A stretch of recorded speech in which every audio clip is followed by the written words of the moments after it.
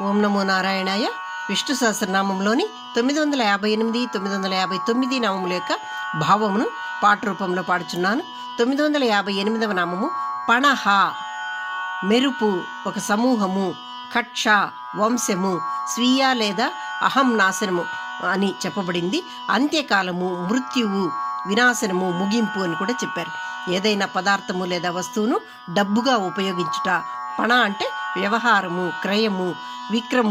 విక్రమ అంటే కార్యములు చేయు అనంతుడు. పాముల పడగలను సూచించినది పణ అంటే అని చెప్పారు. అలాగే శేషి బంధము అంటే భగవంతుడు ప్రభువు, ఆయనకు భక్తులు దాసులు. కానీ ఇక్కడ ఆయన దీన్ని తారుమారు చేసి తాను తన భక్తులకు దాసునిగా వ్యవహరించేవాడు అని చెప్పారు. వివిధ దేవతలకు అంతర్యామి అయి వారికి అర్పించిన వారిని స్వీకరించి అందుకు ఫలములుగా భక్తులకు కామితార్థములను ప్రసాదించువాడు.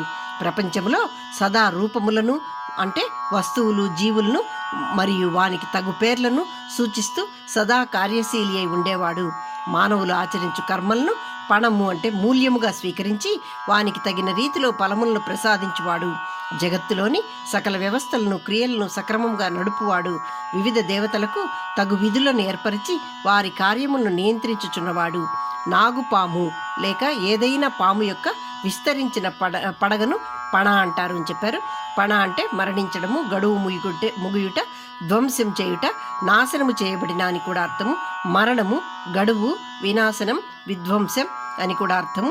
శేషనాగ అనేది సశేషము అని చెప్పబడింది. అంటే అది శేషము లేనిది, ఎప్పటికీ ఎల్లవేళలా నివసించి శాశ్వతంగా ఉంటుంది. ఆ శేషనాగ అనంతసేనుడు అని చెప్పారు. మిగిలినవి ఏవీనూ ఉనికిలో లేనప్పుడు కూడా మిగిలి ఉంటుంది. అలాగే ధర్మం ఎప్పటికీ నిలిచి ఉంటుంది. అసుర శక్తులు ఉద్భవించినప్పుడు వెలుగు అయి అవతారములు దాల్చి ధర్మ విజయం సాధించువాడు ఆదిశేష అనంతుడు శ్రీ మహావిష్ణువు అని చెప్పారు. పణవు నీవు సంకర్షణుడవు, అనంత శేషనాగవు, అహం యొక్క ప్రత్యక్ష చిహ్నమువు, అనంత నామరూప శాశ్వత అసంఖ్యాక అంతులేని యుగావర్తనుడవై శేషవై ఉనికిలోయున్న సశేషవు. అనంత శేషనాగము పాతాళములో నివసించే సర్పజాతికి అధిపతి. అనంత ఇది విష్ణువు మరియు శ్రీకృష్ణుని నామము. విశ్వమునంతటిని తలపై ధరించి భూమి అడుగున అనంత దేవుడై రక్షించుచున్న రక్షకుడు అనంతుడు. చరాచరుడు సహస్ర శ్రీక్షుడు సర్వస్వతంత్రుడు స్వీయ ఆత్మాస్వరూపుడు. అపరిమిత శక్తియుతుడు అనంత గుణసాగరుడు. అసూయను విడిచిపెట్టిన ప్రకాశాత్మక శ్రేయో సంపన్నుడు. దేవతలకు నియంత్రకుడు, విశ్వలీలా మూల స్వరూపుడు. విషం మరియు అగ్నిని ఉత్పత్తి చేయగల సామర్థ్యుడు. భూమికి ఆధారం శేషుడు. క్షీరసాగర జలములపై శ్రీమన్నారాయణుని తల్పమయ్యున్న అనంతుడు. భగవద్గీతలో శ్రీకృష్ణ పరమాత్మ అనంతశ్చ అస్మినాగానాంయనెను, అనగా నాగాలలో నేను అనంత లేదా శేషాయని. ప్రళయకాలమున ముల్లోకములను కబళించు విషపూరిత అగ్నిని క్రక్కు వ్యాఘ్రుడు. నాగా అనగా పాము, మరియు పర్వతమని అర్థము. విశిష్ట వ్యక్తి అయిన నాగాధిపతి అనంతుడు. విశిష్టములో నాగుల నగర నాగమణులు. శ్రేష్ఠ పుష్పము నాగమణి. ఇంద్రుని ఏనుగు నాగేంద్రాయనునవి. నాగులు సంపదకు సంరక్షకులుగాను. సముద్రము నాగాల నివాసం. నాగనం ఆలయాయని చెప్పబడినవి. నాగలోకం పాతాళలోక రాజ్యము. విలువైన రత్నాలు ఆభరణాలు బంగారముతో నింపబడి అనేక సంపదలతో కూడి ఉన్నదని. వాసుకు దీనికి రాజుయని మహాభారతం ఆది పర్వమున తెల్పిరి. బ్రహ్మదేవుని ఆజ్ఞపై భూమిని పట్టుకొని అనాదిగా స్థిరముగా మోయుచు భూమి కక్ష యొక్క భారాన్ని మోయుచున్నవాడు అనంతుడు. విశ్వం యొక్క బంగారు గ్రుడ్డును తన పడగలపై నిలబెట్టి మహాయుగ ముగింపులో విశ్వ విధ్వంసం లేదా పునఃశోషణ యందు భాగియై ప్రాముఖ్యతను వహించు శ్రీ మహావిష్ణు అంశయే ఈ సంరక్షకుడు. అనంత శేష నాగానగా అంతులేని శేష కల్పం చివరన పాలపుంతలో తేలియాడే భారీ రూపముతో సహస్ర పడగలతో విష్ణుని మోయుచు తేలియాడువాడు అనంతుడు.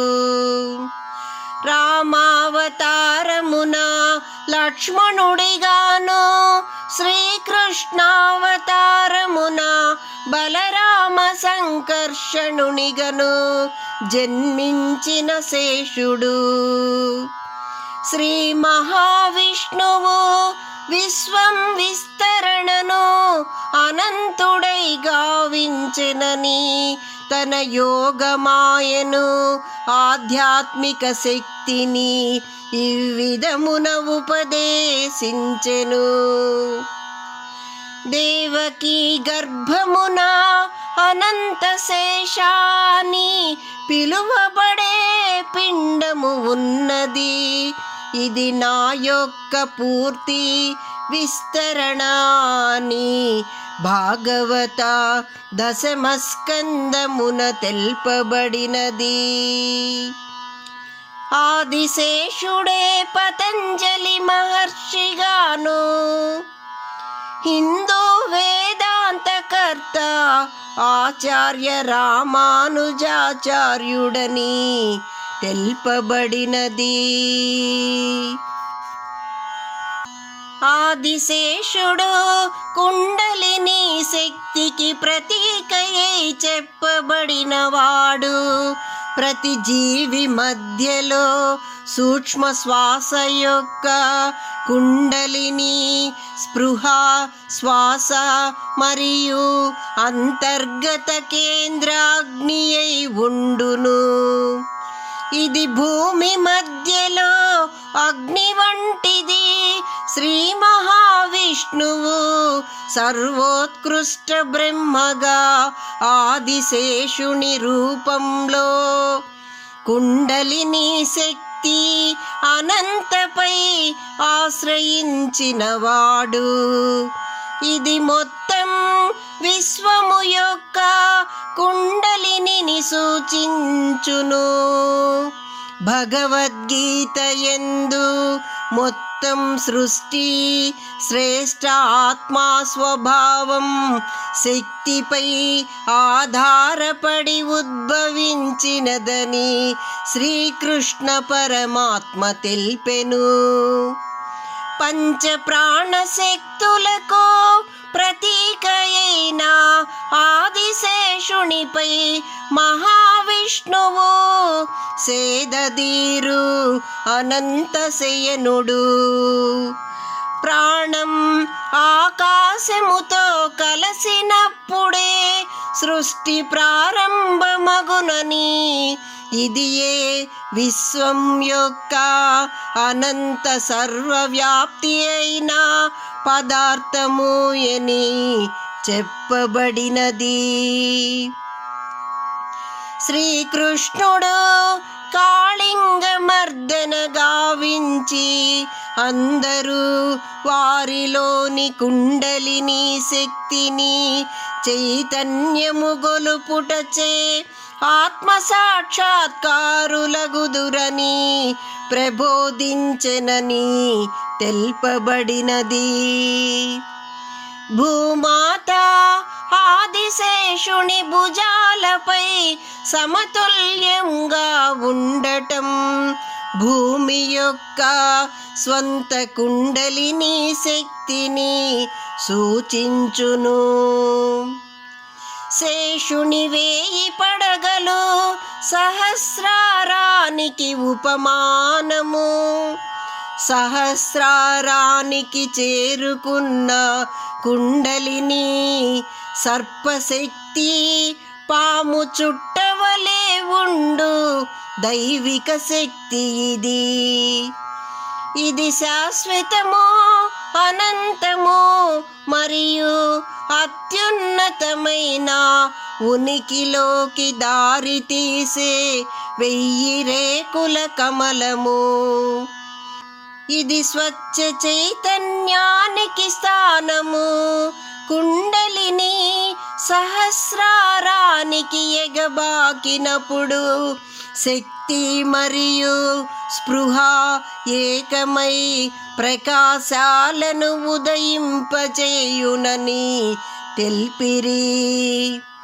భక్తి ద్వారా మనస్సు స్వచ్ఛమైనచో అది భగవంతుని దర్శించి పారవస్యంలో లీనమగునని, జీవులు చేసిన పుణ్యకర్మలను పోగు చేసి వాటిని మూల్యపణముగా స్వీకరించి తగిన రీతి ఫలములను ప్రసాదించు అశేష అనంత శయనుడు ఈ అనంత పద్మనాభుడు. పణవు నీవు సంకర్షణుడవు, అనంత శేషనాగవు, అహం యొక్క ప్రత్యక్ష చిహ్నమువు. అనంత నామరూప శాశ్వత అసంఖ్యాక అంతులేని యుగావర్తనుడవై శేషవై ఉనికిలోయున్న సశేషవు. 959వ నామము ప్రమాణం. సకల ధర్మములకు జ్ఞానములకు శాస్త్రములకును మౌలికమైన రుజువు ఆధారము అయినటువంటి వాడు. కృతయుగంలోని జీవులకు మంచి చెడులు తెలియజేసి స్థిరమైన ఏర్పాట్లు అంటే ప్రమాణములు సిద్ధము చేసినవాడు. వేదముల అర్థాన్ని నిస్సంశయంగా యథాతథంగా ఉపదేశించి వాని యందు విశ్వాసము కలుగజేయువాడు. జ్ఞానస్వరూపుడు. సృష్టికి ముందే సమస్త విశ్వం యొక్క రూప గుణాదులను నిర్ణయం చేసినవాడు. పరబ్రహ్మమును గురించి తెలియజేయువాడు. బ్రహ్మాదులచే పూజింపబడువాడు. త్రివిక్రమ అవతారమునందు బ్రహ్మాండమైన ఆకారము అంటే పరిమాణము కలవాడు. సదా సత్యమునే చెప్పువాడు. ప్ర అంటే బాహ్య లేదా ముందుకు అని అర్థము. మా అంటే కొలత. ప్రమా అంటే సరైన భావన, ప్రమాణం లేదా నిర్దిష్టమైన భావన, సరైన నిజమైన భావాన్ని పొందే సాధనమైనటువంటి వాడు. కొలమానము, రుజువు చూపుట, జ్ఞానము యొక్క అర్థము. ప్రమాణము అంటే శాశ్వత విషయము ఇది అని చెప్పారు. ప్రమాత అంటే విషయం తెలిసినవాడు, ప్రమేయ అంటే వస్తువు తెలిసినవాడు అని చెప్పారు. యుక్తి యొక్క భావన ప్రమాణం అంటే అని చెప్పారు. అలాగే తైత్తరీయ అరణ్యకాల్లో సరి అయిన జ్ఞానాన్ని పొందే 4 మార్గాలు: స్మృతి, ప్రత్యక్ష గ్రహింపు రెండవది, మూడవది ఇతిహాస చారిత్రకాల ద్వారా తెలియటము, మరియు అనుమతి ద్వారా తెలుసుకోవటము నాలుగవది అని చెప్పారు. అలాగే న్యాయ పాఠశాలలో 4 మార్గాలు చెప్పబడ్డాయి. అవి అవగాహన, 2 అనుమితి, 3 పోలిక, 4 పదం, దీన్నే శబ్దం అని చెప్పారు. ప్రమాణం నీవు సత్యాన్ని స్థాపించు సత్యధర్మ పరాయణుడవు, ధర్మానికి సంబంధించిన నిజమైన జ్ఞానమునొసగు ధర్మ పురాణ పురుషోత్తముడవు. జీవి యొక్క జీవన విధానాన్ని తెలియపరచి సత్యమును ఎరుకపరచిన పవిత్ర గ్రంథములు వేదములు. అనంతావై వేదానగా వేదాలు అనంతములని యజుర్వేదము తెలుపుచున్నది. ప్రమాణం వేదశ్చ ఎనగా అన్ని ధర్మాలకు వేదాలు నిదర్శనం యని ఆపస్తంభ తెలుపుచున్నది. వేదశ్చ సర్వై అహమేవ వేద్యో, నేను అన్ని వేదాల ద్వారా తెలిసిన వాడను అని భగవద్గీత మూలంగా తెలుపబడినది. ఆధ్యాత్మ విద్యా విజ్ఞానం అన్ని విద్యలలో నేను వేద విద్యను అని భగవద్గీత విభూతి యోగమునందు స్వయం భగవానుడు తెల్పెను. వేదో నిత్యం అధీయత, రోజు వేదాలను ఆచరించండి. వాటి యందు పేర్కొన్న నియమములను బాగా ఆచరించుము అని ఆది శంకరులు అనిరి. యస్య నిశ్వసితం వేదః, ఎవరి ఊపిరి వేదాలు అతనే పరమ పురుషుడు అని విద్యారణ్యులు అనిరి. వేదో అఖిలో ధర్మమూలం, వేదాలు అన్ని ధర్మానికి మూలము అని మనుస్మృతి తెల్పిరి. వేదయేన పరమధనం, వేదాలు గొప్పదనం అని శ్రీమఠ రామాయణం తెలుపుచున్నది. వేదవయం వహ శరణం ప్రసన్నః, వేదములకు శరణనుచున్నామని గొప్ప జ్ఞానులు తెల్పిరి. ధర్మం జిజ్ఞసమాననం ప్రమాణం పరమం శృతి, ధర్మాన్ని తెలుసుకోవడానికి వేదాలు ప్రధాన మూలం అని సుభాషితం ఉన్నది. ఇటువంటి సమస్త ఉల్లేఖనలు వేదాల గొప్పతనాన్ని అర్థం చేయుచున్నవి.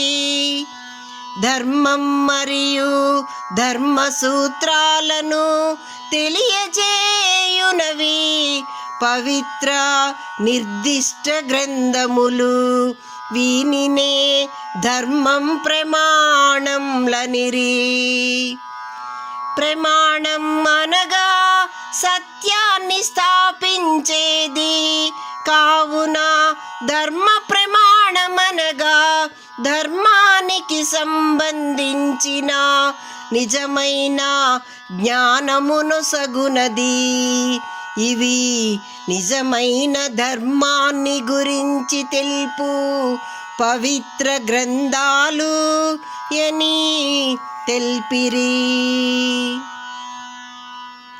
వ్యక్తి యొక్క ఆధ్యాత్మిక జీవితానికి ప్రధానమైనవి వేద ప్రాథమిక నిర్మాణాలు. ఇవి ఋగ్, యజుర్, సామ మరియు అథర్వ వేదములు. వేదాలకు సహాయకులు 10 వేదాంగాలు. ఇందు 6 వేదాంగాలు వేదాల అవగాహనకు అనుబంధముగాను, 4 ఉపాంగాలుగాను ఏర్పడినవి. ఇంకను వేదములు 10 భాగములతో అధ్యయనం చేయుటకు ఉద్దేశించబడినవి.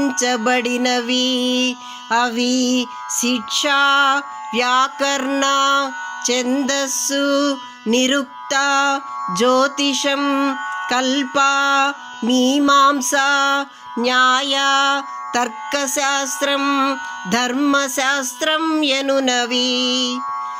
ఇందు ధర్మశాస్త్రం ప్రవర్తన నియమావళిని కల్గి ఉండునని తెల్పిరి.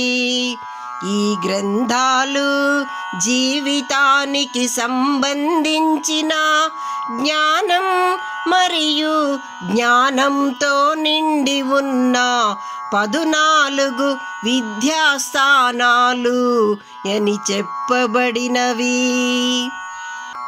ఈ 14 విద్యాస్థానాల ఉపాంగాలు అనగా వేదాంగాల ఉపాంగాలు మరొక 4 చెప్పబడినవి. అవి ఆయుర్వేదం అనగా జీవిత శాస్త్రం, అర్థశాస్త్రమనగా సంపద యొక్క శాస్త్రం, ధనుర్వేదమనగా ఆయుధాలు, క్షిపణులు మరియు యుద్ధ శాస్త్రం, 4వది గాంధర్వ వేదము. ఇది సంగీతము, నృత్యము, నాటకములు వంటి లలిత కళల శాస్త్రము. సకల వేదములు అపౌరుషేయములు, రచయిత లేనివి. ఇవి స్వతహా ప్రమాణములు అనగా జ్ఞానం యొక్క స్వీయ స్పష్ట సాధనములని తెలుపబడినవి. బ్రహ్మసూత్రములు సమస్త సృష్టికి పూర్వము, తరువాత అనంత ఆదిశయన నారాయణ పరబ్రహ్ముని ఏకనైక రూపములను, విశ్వం యొక్క సృష్టి స్థితి లయకారకుని గురించి తెలుపుచున్నవి. అంతయు పరబ్రహ్మ నిలయమని చాందోగ్య ఉపనిషత్ ఈ విధమున తెల్పెను. కంటి ఎందు కానవచ్చు బంగారు వ్యక్తి బ్రహ్మమని, జీవాత్మ కాదనియు. ఆకాశం పంచభూతములలో ఒకటి కాక అంతయు బ్రహ్మమని. ప్రాణం బ్రహ్మం, కాంతి ప్రకాశ మూలం, సర్వశ్రేష్ఠ పరబ్రహ్మం ప్రకాశమని. ప్రాణం బ్రహ్మమని కౌష్టిష్టక ఉపనిషత్తుయు అంతయు బ్రహ్మమేయని తెలుపుచున్నవి. తస్మాత్ శాస్త్రం ప్రమాణంతే కార్యకార్య వ్యవస్థితౌ జ్ఞాత్వా శాస్త్ర విధానోక్తం కర్మ కర్తుమిహర్సహి అని శ్రీమద్భగవద్గీత యందు తెలుపబడినది.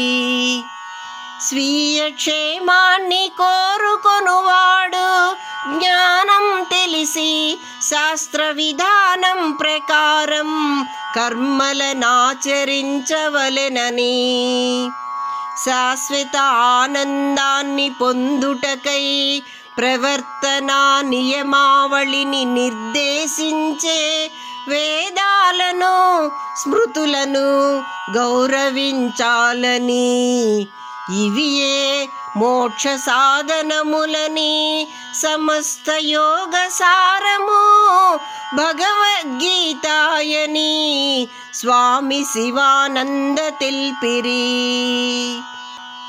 శాస్త్ర ఆజ్ఞలలో ఏమి చెప్పబడెనో తెలుసుకొని చేయుము అని స్వామి ఆదిదేవానంద, స్వామి గంభీరానంద, స్వామి శివానంద, శ్రీ శంకరుల వ్యాఖ్యానాలు, శ్రీ శంకర నారాయణులు, శ్రీ రామానుజ సంస్కృత వ్యాఖ్యానాలు, వేదములనే జ్ఞానార్థ ప్రమాణములని తెల్పిరి.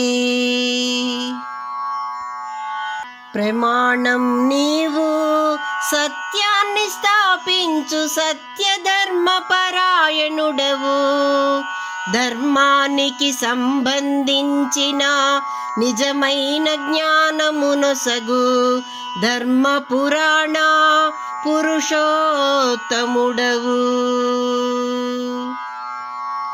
ఓం నమో నారాయణాయ.